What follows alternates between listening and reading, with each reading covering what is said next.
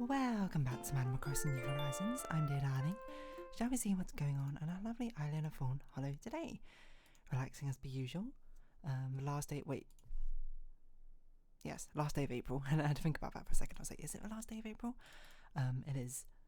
Turns out a lot of things ended up getting released today. You know, the new Pokemon TCG Pocket Expansion was released today. I saved up. I spent all my hourglasses I've saved up, and they gave out quite a few more. And I spent not all of them, but a decent amount as well. I got 2 copies of a card I wanted to get. But hold on, we'll talk about it in a second. Good evening, everyone. Right now in Fawnhallow, it's 11 p.m. on Wednesday, April 30th, 2025. Make a wish.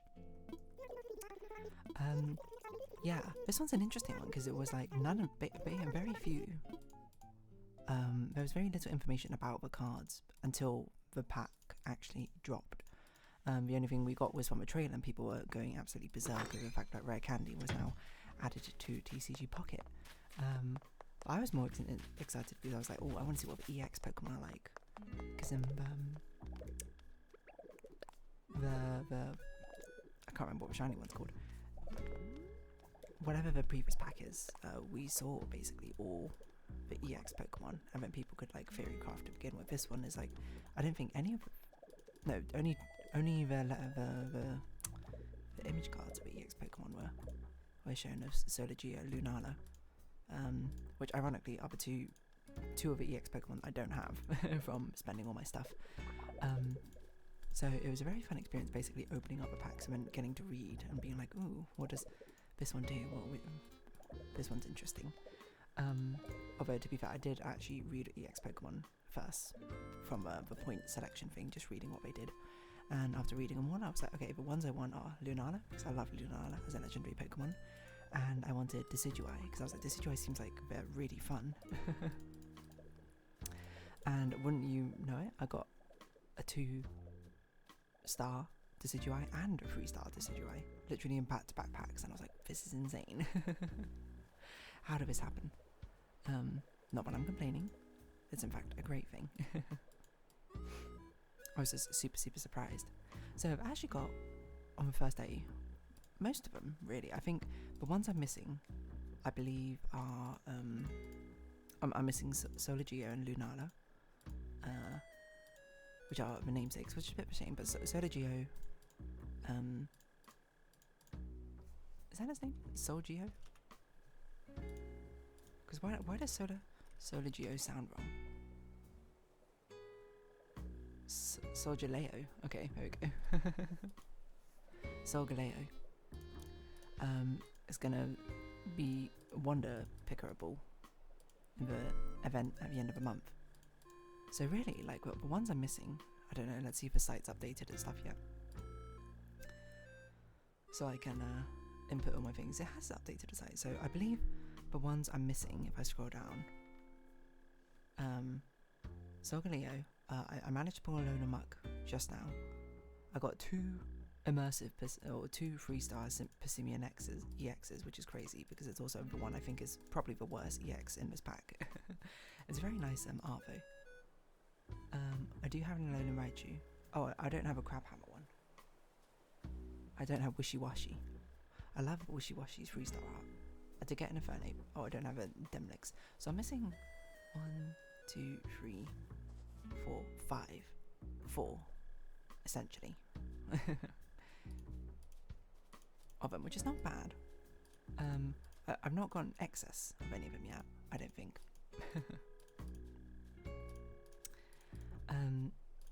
So I'm certainly doing that pretty well. Project Sakai, the new event is out. It's a limited Matthew event. It was my favourite character. So of course I absolutely pulled for it, maxed out the cards, and now I'm spending all my saved up soda cans, my energy drinks, to tier as high as I can in this. My phone right now, currently going autoplay mode, seeing what it can do. I feel like something else was also released today, but I don't remember what. Who knows? Anywho,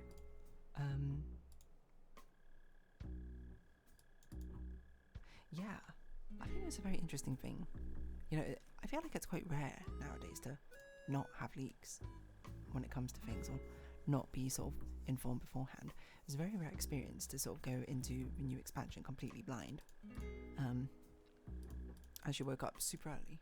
Not super early on purpose. I mean, like I usually wake up like somewhat early. And I was like, oh, you know, I wonder when if the new pack's being released today. When is it? And I was like, oh, it's in about like half an hour. So, no, an hour. So then I just like, you know, did my dailies in my other games, and then it's like, alright, let's see what it's like in a new pack.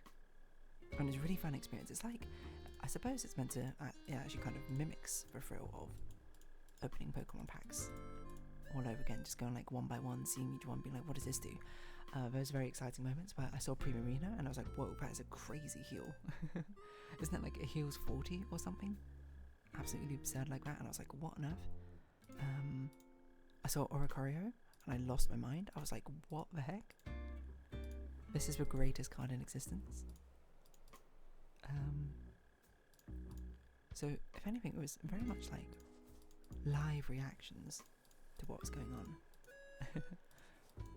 Which is very much a rarity, because I feel like nowadays it's a lot more common to, you know what's coming when it comes to things, you know, or maybe that's just because I'm playing more these games which have, not even just the gadget games, but like games in general which have beta versions, which are used for like public testing, but beta tests and trials. So most people know exactly what's coming, you know, in future patches, like League of Legends, you know what skins is coming, they do like previews and that sort of thing. It's a very rare experience where literally only what they officially gave us as information we knew was coming, and the rest of it was just complete mystery. And honestly, you might be like, did it add or take away from the experience? It absolutely added to the experience. I'm not at the stage of Pokemon TCG Pocket where I'm like try-harding, trying to like climb a rank or something, especially because the rank is a grind in that game more than anything else, and I'm like, I'm not going to be here playing like 300 games to get to master or whatever it is. It probably isn't 300, but you know, it's more than I'm willing to invest. How about we say that? So it's sort of like okay, well, you know, what am I going to do with it? Well, I can have a good old time like a child again, opening up the packs and being like, whoa, this one looks cool. Except for now, I guess I do have more of a mind of what actually is good or what actually is bad.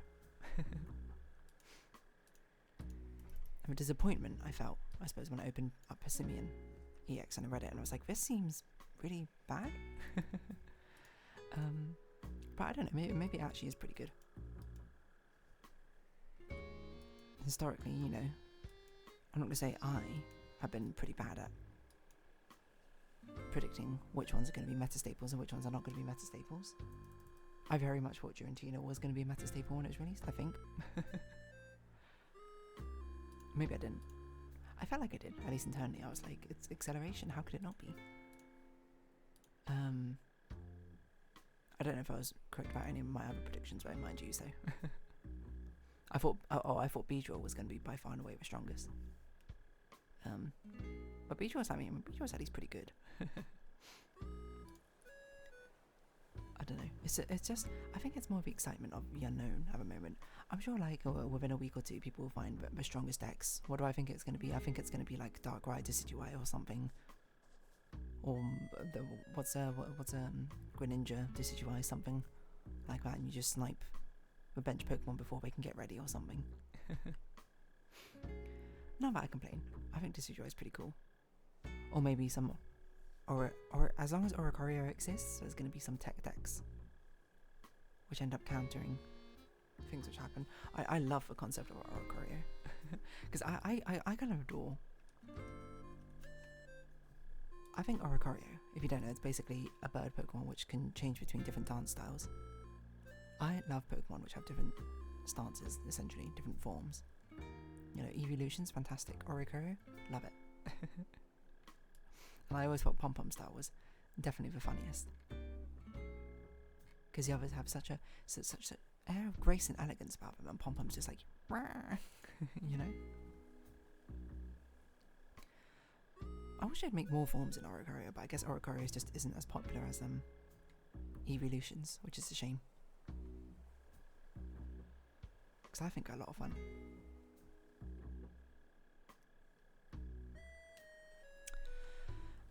But yeah, anyway, I was actually quite excited for this pack because Sun and Moon, I think, are my favourite.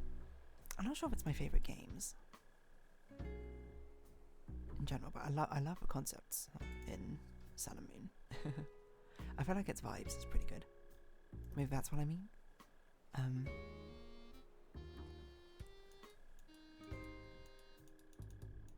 being able to sort of see the cards as they come out and have a legitimate surprise once again. If anything, I guess there's sort of like an... Oh. Sorry, it just like broke a bit of my desk. Not actually, it was just like a cap sort of popped off. It was sort of like... It was a reflection of a much more nostalgic experience of being able to see things come to pass in a surprise way once again, you know? Just sort of casually opening up packs and just being like, oh, this looks cool, this looks bad, maybe this one's really good, I don't know. And being able to sort of naturally have a reaction to it makes it all the more exciting, I think. Do I hope I get Lunala eventually? I do. Do I think I will? I'm not sure. Not in a bad way or anything, just more like, I'm not even sure if I'm going to use Lunala. I'm not even sure how you use Lunala, to be honest, but it is exciting nonetheless. I don't know if the last time I've had like such a natural reaction to things being released. Like, I went into something with absolutely no conception of what it was before. I mean, I guess that has happened a decent amount in like some of the story games I end up playing. I think Amari is always the one that came to mind, where I actually went in with essentially no information whatsoever. I went in basically being like, I thought this was like Undertale, but then it was like, well, I mean, in some ways it's like Undertale, subversive, indie RPG. In some ways it's a bit more like, I keep forgetting what that game is called, the one with the traffic light girl and her hand coming out her arm coming out her hand or something, her head or something. It's not Mirai Nikki, despite that being the thing that came to mind. That's Future Diary. That's a completely different anime, which I never understand. Is it a good anime or is it a bad anime? Do people like it? Do people not like it? I don't know. But I don't know, like an organic reaction in that way. Unspoiled and unleaked.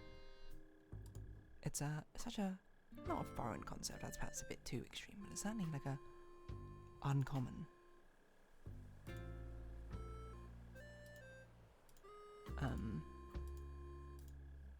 idea nowadays. All things are beta testing. Like, I don't think it's a bad thing that things are being beta tested and, you know, being able to use the wisdom of a crowd in some sense to get feedback in one way or another of things being created or released, but there is something completely nice at just having like the unfettered, unknown surprise, which everyone engages with at once. Because now it's everyone kicks off their theory crafting all at once. You get to see people's reactions of like taking their funny decks into ranked. There's so many people taking Oricorio into ranked and just being like, hey, this deck can't do anything. If you don't know Oreo, there's a special type of really strong card in the game called EX cards, which basically, if you lose them, it's double deficit, but they just on average have much stronger stats and end up being keystones of a lot of decks. But Oricorio's passive ability means any attacks from EX Pokemon do no damage to this Pokemon, which can be pretty crazy, that's what I'd say. And it ends up in a very interesting sort of thing where this one tiny little pom-pom bird completely wall an entire deck because the deck will have no means to be able to damage it.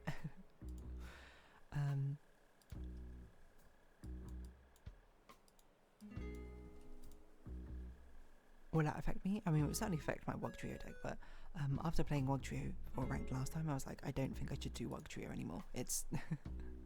It almost feels inconsequential playing the game, because as fun as it is to be like, screw it, we Wug, screw it, we Wug, whatever it is.